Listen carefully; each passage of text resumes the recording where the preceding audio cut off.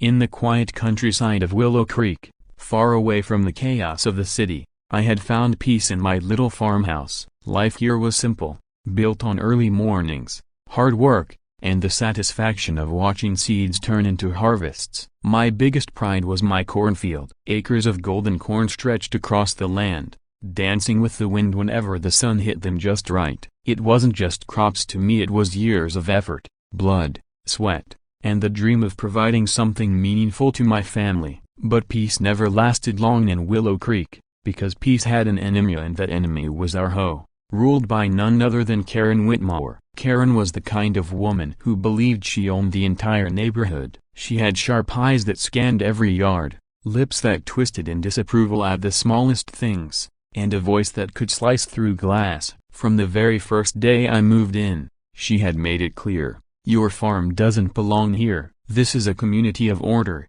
not messy fields and tractors." I laughed it off at first, thinking it was just empty noise, but little did I know, that woman was capable of more destruction than any storm. It started with petty finesse letters stuffed in my mailbox accusing me of disrupting the neighborhood aesthetic. They said my tractor was too loud, my barn too rustic, my scarecrows too creepy. Every week, a new fine came in, and every week, I fought it.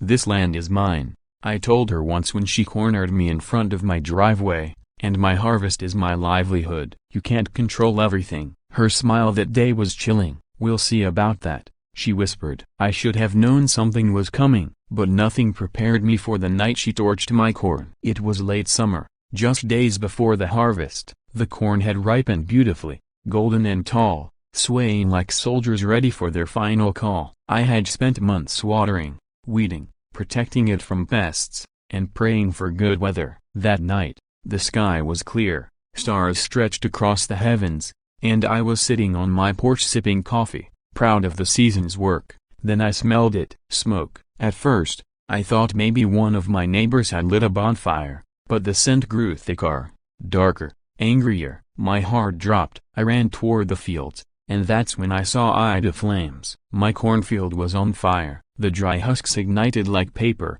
flames shooting upward, crackling, roaring, devouring everything I had built. I screamed for help, grabbing the nearest hose, but it was useless. The fire was too big, too fast. My land glowed red like a vision of hell. In the chaos, I caught movement by the fence. A figure, sneaking away. The light of the flames caught her face for just a second, and it was Karen. She had a gas can in her hand, her face twisted in determination, until she saw me notice her. Then she ran. I wanted to chase her, but the fire demanded my attention. My crops were dying. The heat pushed me back, and all I could do was call 911 with shaking hands. "My field is on fire, please send help." Within minutes, the distant wail of sirens filled the night. Fire trucks rolled down the dirt road, lights flashing, tires kicking up dust. Neighbors gathered, gasping at the sight of flames stretching into the night sky. Firefighters leapt into action,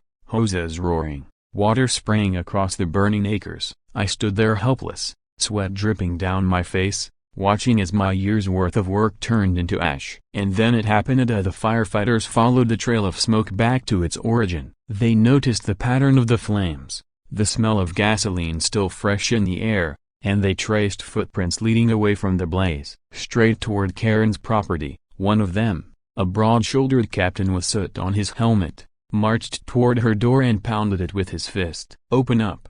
he shouted. Karen appeared, wrapped in a robe, trying to look innocent. "Oh, what's all this noise about? A fire? That's terrible." But the firefighter's flashlight caught something behind her porch, a red gas can, half empty, reeking of fuel. She froze. The crowd of neighbors began to murmur, their eyes wide with suspicion. Karen's face turned pale, then red. "That's not mine," she shouted, her voice cracking. Anyone could have left it there. But her act was falling apart. Another firefighter walked over, holding up a pair of scorched gardening gloves found discarded by the fence. "Ma'am," he said sternly, "these smell like gasoline." "Care to explain?" Karen stammered, her hand shaking. "This is ridiculous. You can't prove anything."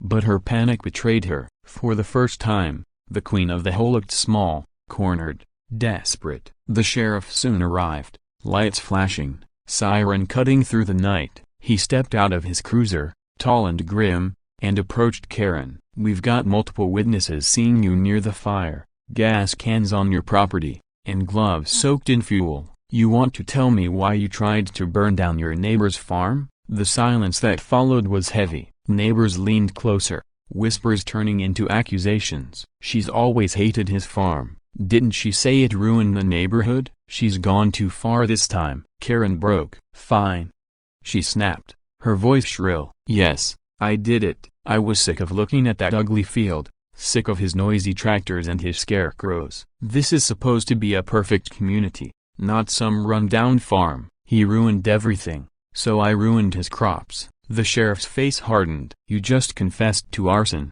Karen. Do you realize how serious that is?" Her confidence crumbled. She tried to backpedal, her eyes darting in panic. "Yeah, I didn't mean for it to spread that far. It was just supposed to scare him, just a warning." But there was no sympathy left. The sheriff ordered the deputies to cuff her, and the crowd erupted with gasps. The woman who had terrorized the neighborhood with fines, threats, and control was now being led away in handcuffs, her face streaked with tears. As she was placed in the back of the cruiser, I finally felt a strange sense of justice. My corn was gone, reduced to ash, but Karen's empire of fear had fallen. The firefighters put out the last of the flames, leaving behind blackened earth and smoke rising into the night sky. My heart ached at the sight of my destroyed harvest, but I wasn't defeated. "Crops can be replanted," I told myself, "but tyrants don't get second chances." In the days that followed, the news spread like wildfire. Headlines read,